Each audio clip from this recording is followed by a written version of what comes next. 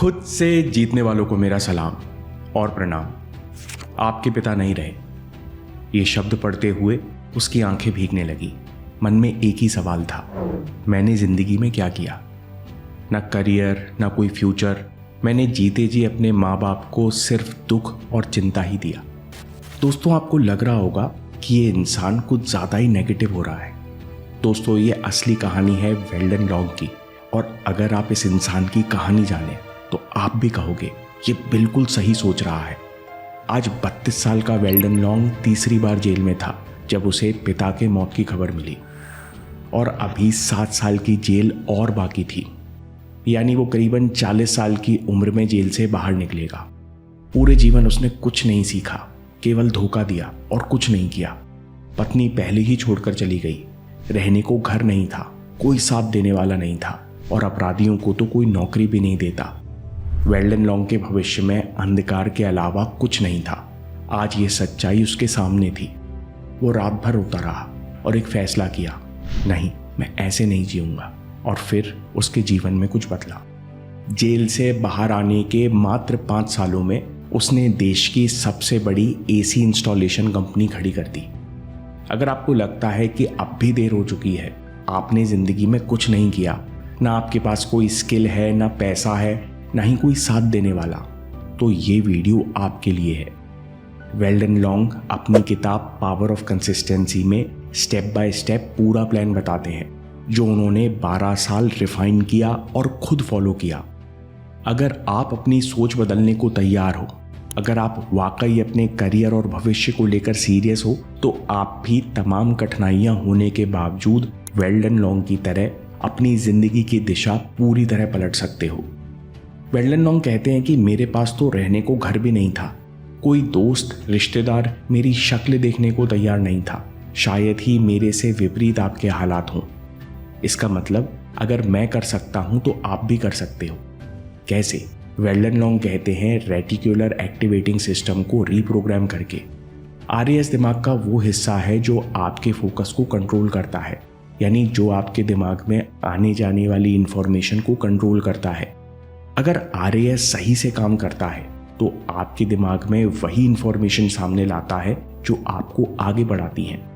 जैसे आप Google maps में लोकेशन और डेस्टिनेशन डालते हो तो वो आपको रास्ता बताता है, वैसे ही जब आप अपने सबकॉन्शियस माइंड को एक क्लियर गोल बताते हो तो आरएएस रास्ता दिखाना शुरू कर देता है।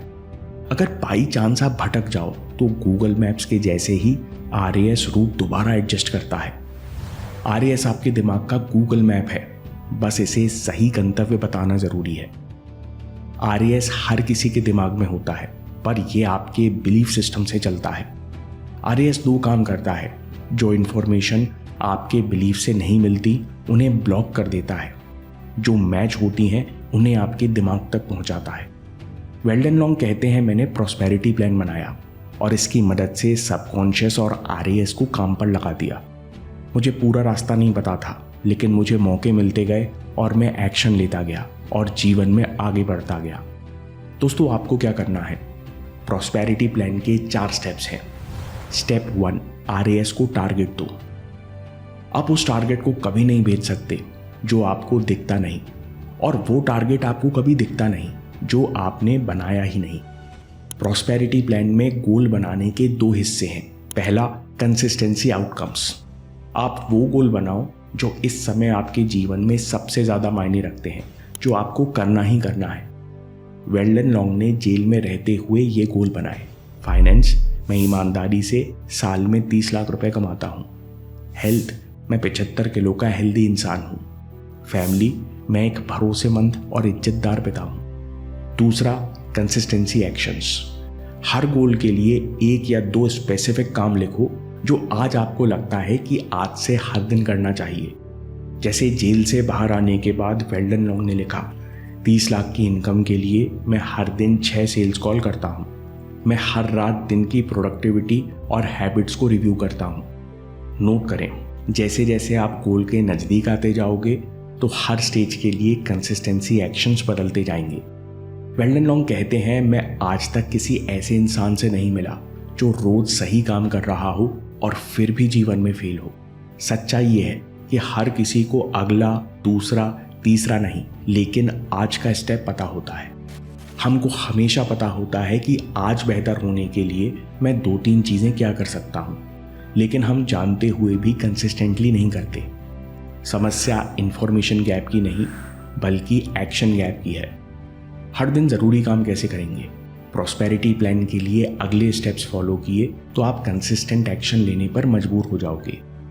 दूसरा कदम है हर सुबह 15 मिनट एकांत में बैठो। वेल्डन लॉन्ग कहते हैं कि सोचना लॉजिकल लगता है, प्लानिंग अच्छी लगती है, लेकिन असली बदलाव इमोशन से आता है।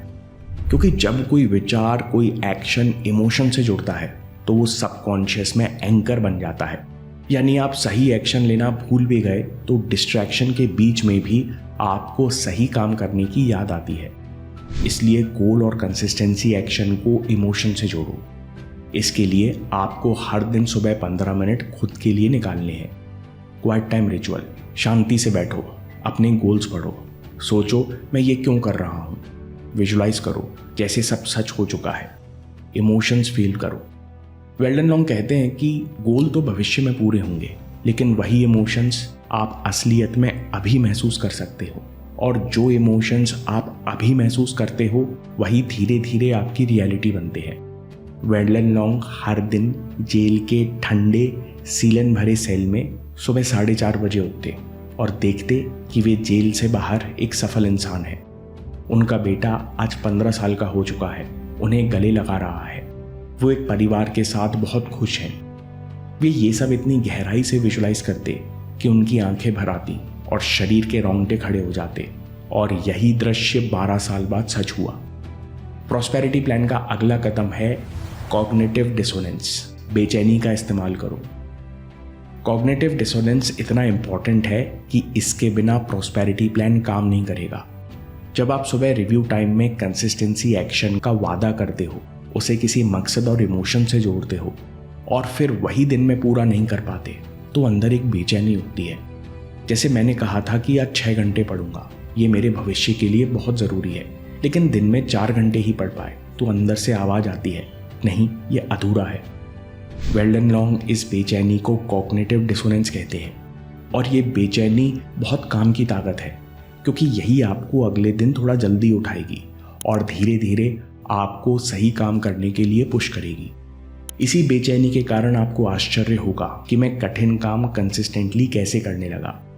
वेल्डन लॉन्ग कहते हैं, मैं सफल होना चाहता था, जिससे मेरा 7 साल का बेटा, जिससे मुझे मिलने नहीं दिया जाता था, वो एक दिन मुझ पर गर्व कर सके और कह सके कि मेरे पिता एक सफल और इज्जतदार आदमी है। पर एक सवाल था, मैं जेल में रहकर आज और अभी क्या कर सकता हूँ? जवाब था, मुझे सेल्स, बिजनेस और अपने माइंड का एक्सपर्ट बनना है। जेल में जितनी नॉलेज मिल सकती थी उसे पी जाना है। कंसिस्टेंसी एक्शन मेरे सामने था, हर दिन 8 घंटे किताबें पढ़ना और उनसे सीखकर नोट्स बनाना। मैंने अपने सारे इमोशंस सीखने के एक्शन से जोड़ दिए।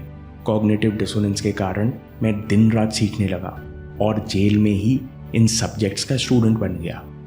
दोस्तों, अगर आप प्रॉस्पेरिटी प्लान के हर स्टेप पर डिटेल्ड वीडियो देखना चाहते हो तो कमेंट्स में यस लिख दीजिए। 500 यस कमेंट्स होने पर हम वीडियो ज़रूर बनाएंगे। प्रॉस्पेरिटी प्लान का अगला कदम है रिस्पॉन्सिबिलिटी। क्वाइट टाइम रिचुअल जारी रखो। हमारा दिमाग हमेशा दर्द से भागता है और इससे बचने का कोई ना कोई शॉर्टकट निकाल ही लेता है। कॉग्निटिव डिसोनेंस के कारण जब लोग बेचैनी महसूस करते हैं तो उनके पास 2 चॉइस होती है, या तो वो कंसिस्टेंसी एक्शन लेने लगते हैं या फिर सुबह विजुलाइज करना ही छोड़ देते हैं।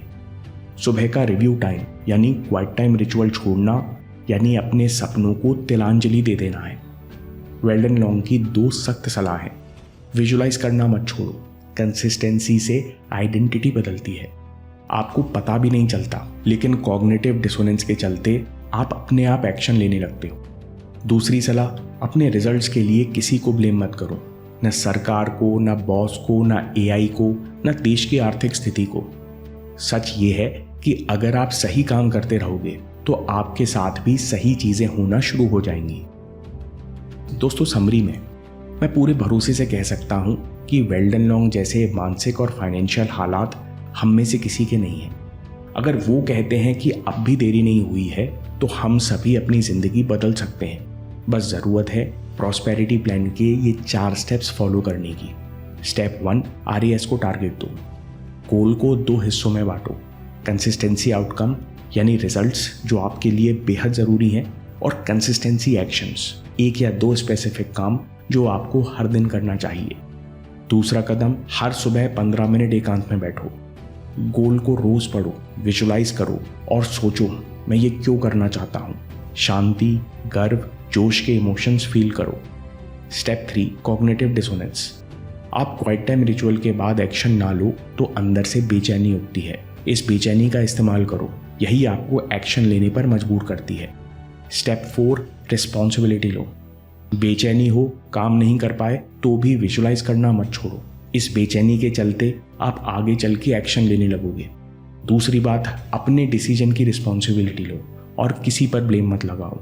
बस यही चीज़ करते रहो, आपके साथ सही चीज़ें होना शुरू हो जाएंगी।